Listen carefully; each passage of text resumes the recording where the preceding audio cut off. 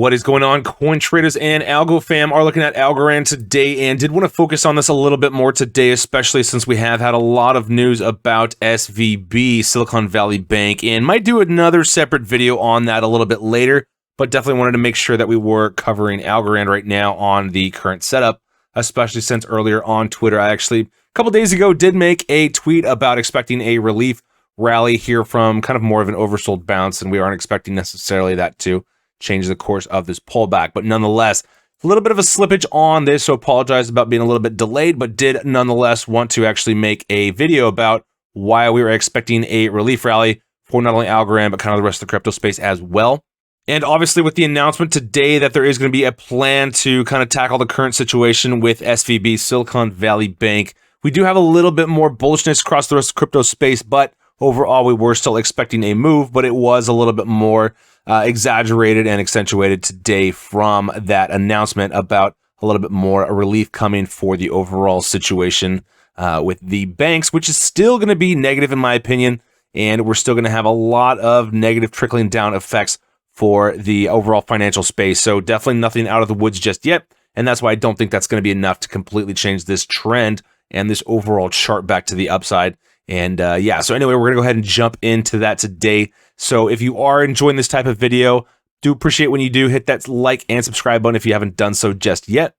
So I guess let's go ahead and start with the daily chart. So turning on volume, just want to focus on this really quick because if we look at the amount of pullback and downside we had a total of 19 days of pullback since we did hit our lower high back on the 21st of February when we did have a lower high top come in at 29.35. So ever since we had this overall move, big pullback over those 19 days, bottoming out right at the 18-cent level, which if you were watching our most recent video from about a week ago, we talked about a 19-cent downside target. So did end up going a little bit lower, but if we do look at where the 19-cent level is, not that much of a space. So overall, that did make a very nice entry point if you were waiting for that. But anyway, going back to the volume here, I want to talk about the 3 bullish candles that did get established during the 19 days of pullback that we saw from just below that 30 level down to that 18-cent level. So if we do look down here on the bottom, you can see very small amount of bullish volume. So basically no buying. So effectively for over 2 weeks, we just had a solid pullback. And looking at the amount of actual retracement during that time period,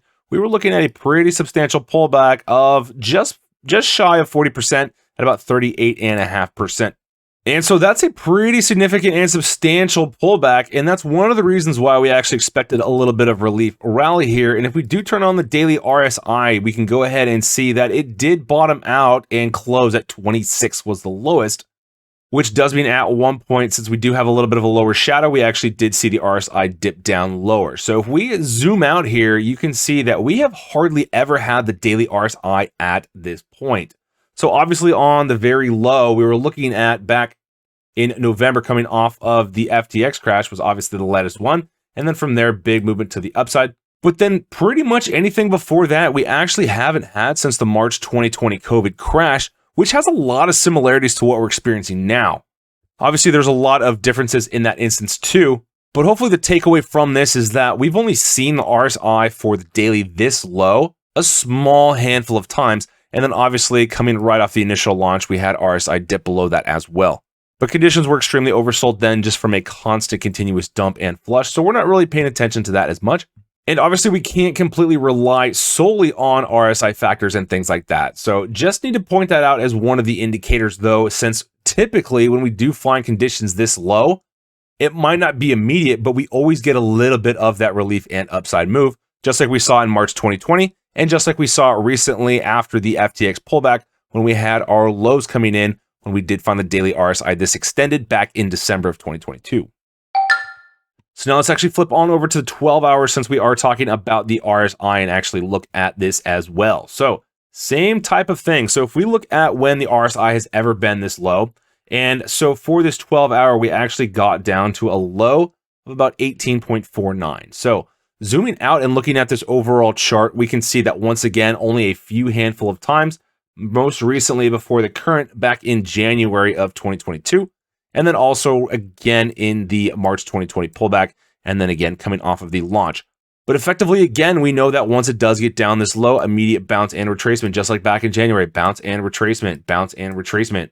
And so now, especially since we have gotten a little bit of that good news and that announcement, now, again, the Fed hasn't said they're going to completely bail out, but we do have a plan in place for what we are expecting actually out of the Fed with regards to how they're handling the SVB situation. Now, like we mentioned, overall, there's still a ton of turmoil, and this is still an extremely negative event for the overall financial space as a whole. So we do know that markets are probably going to be reacting to this news of a relief tomorrow. So I expect that we might see a little bit more upside coming in, but also especially after such a huge and pronounced relief day, that pretty much accelerates a lot of this move that we were anticipating to rapidly be coming in. So at this point in the shorter term, I would expect a little bit more consolidation. But so if we actually want to look at a Fibonacci retracement, and again, we are on the 12-hour, but this is all the same since we're looking at trend highs and lows, we can see that if we actually look to the upside for the 38.2% retracement, target for that would be about 22.37. So if we do look at on the 12-hour, that's actually right in line with a lot of previous support before breaking this level and testing some lows.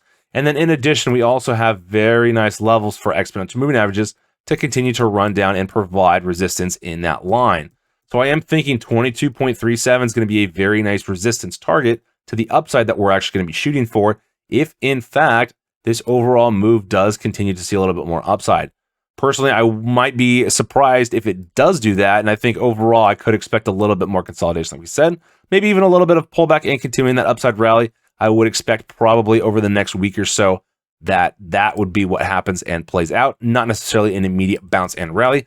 But again, a lot of that is going to be coming down from those fundamental and the news announcements that we do have based on what the Fed's going to do for a lot of the situation and climate.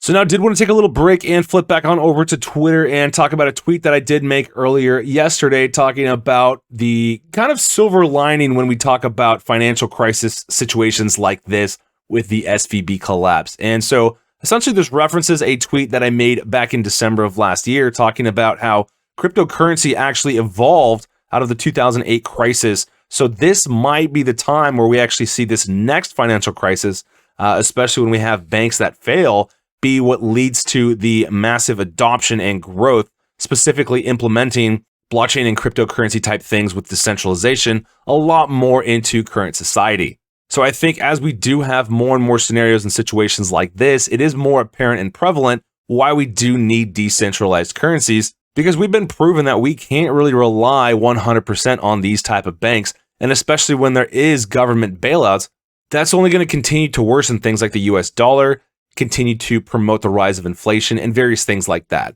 So I really do feel like at the end of the day, we could get a silver lining that we really do have an implementation coming based on a lot of these negative financial events that keep happening. And obviously I know it's extremely stressful and a very hard time right now for everyone impacted and affected, but just thinking farther down the road, this is kind of one of the things that I actually do see coming. And so I do make a lot more tweets like this, especially put out. And so make sure to drop me a follow over here on Twitter at @coin_trades is the handle over there. Do look forward to catching up and staying in touch with everyone over on Twitter. Now, I feel like I do have to shift over here and talk about Bitcoin just for a little bit because we did have the weekly candle just close, and we're actually seeing a pretty nice formation still set up for Bitcoin in terms of this weekly. So specifically, since we did get rejected from the 50, that's okay because we're still finding support on top of this 26, which also now is finding support as well on the 12-period moving average.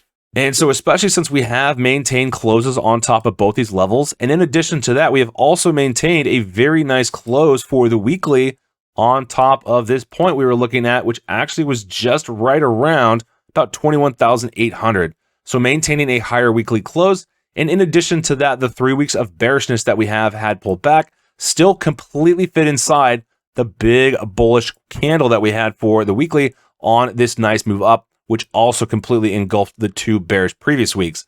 So overall, still not a whole ton of bearish pressure. And especially with this announcement, we also think that's a little bit in control of this big long lower shadow forming this hammer, but we will end up seeing based on where we end up going, because this still could turn into some sort of head and shoulders type pattern where we do end up seeing a little bit more lower low end prices to the downside, which isn't necessarily out of the possibility and question for what we could ultimately experience for this Bitcoin weekly chart. And that's also coming on the fact that the 24,000 and also the 25,000 levels are just so extremely resistive at this point. And especially turning on weekly volume, we do get a little bit more of this volume for the bears coming in. But like we mentioned, the formation of these candles is saying that pretty much we're going to get a lot of uncertainty coming here in the road ahead. So unfortunately, based on technicals, that's not going to do a whole ton right now, just since so much is driven on a lot of the news, events, and occurrences right now. Because had we not gotten a huge announcement, I do expect and anticipate we probably would have gotten a pretty bearish close on the weekly that did just close. So we can't rely on the formation and that setup too much, although it does still apply in general. Now, the reason we are talking about Bitcoin a little bit more is that if we do end up seeing a little bit more follow through or rally up to about the $24,000 level, and we do consolidate pretty much on top of about 23,000 all the way down to about 22,500, that's going to be a pretty strong point, especially if we can see a break and close above 24,000. And then if that does happen, I would expect another consolidation range and level before making a final run up to 25. So if those two scenarios do happen and play out, that would be an extremely bullish sign, and likely in that instance, I would expect a run up to about 30,000, which does mean that in that instance, the altcoins would also carry to the upside as well. But now the caveat is that if we do end up seeing a little bit more rejection and 24,000 holding up, that's pretty much when we're going to experience that head and shoulders type pattern that we did just recently talk about on the weekly, which does mean a lot more pullback for the rest of the altcoins and the crypto space as well. Personally, my belief is in a latter scenario where we do actually get stuck up at a resistance point below 24,000 and see another pullback. I think right now a lot of this bullishness is kind of the buy the rumor type event where a lot of hype is coming in based on speculation about the overall SVB bailout and kind of the way we're handling and the government's going to respond to that whole situation. So anyway, going back to Algorand, we are looking at that playing out as well. So upside targets, like we mentioned, already at 22-cent level, but anything up to pretty much about 23 cents as well is going to be another good upside target, especially on this daily chart. But overall, like we mentioned, we are still pretty solid, sitting right around our target to the downside based on our previous analysis. And again, link is going to be in the description for that previous video, or check it out on the channel. It was the one prior to this one. So because we did hit that target level, that's another reason we were looking at a little bit of that oversold bounce playing out. So that's why we were looking at a very nice trade happening right now. But like we said, definitely not going to ride it out that long. And I think more or less overall, it is just going to be an oversold bounce. So definitely not expecting it to run up and see a hit of any of these targets, especially since the pullback was so great, since it did break below the 78.6 retracement line, which is usually not a sign that cryptos are in a shape to pretty much run up and see a new trend high anytime soon. So yeah, those are the thoughts and analysis heading into the week, and especially as we do get the bank announcements and the banks do open up along with the rest of the stock market tomorrow. So we will stay updated on that. So again, make sure you stay followed over on Twitter, and we will catch you there. But otherwise, that will go ahead and close us out of the show today. Hope everyone enjoyed. If you did, please hit that thumbs up, like, and subscribe button if you haven't done so just yet. As always, do appreciate all the love and support. Make sure to drop a note down below. Stay safe, take care everyone, and I'll catch you back in the next video.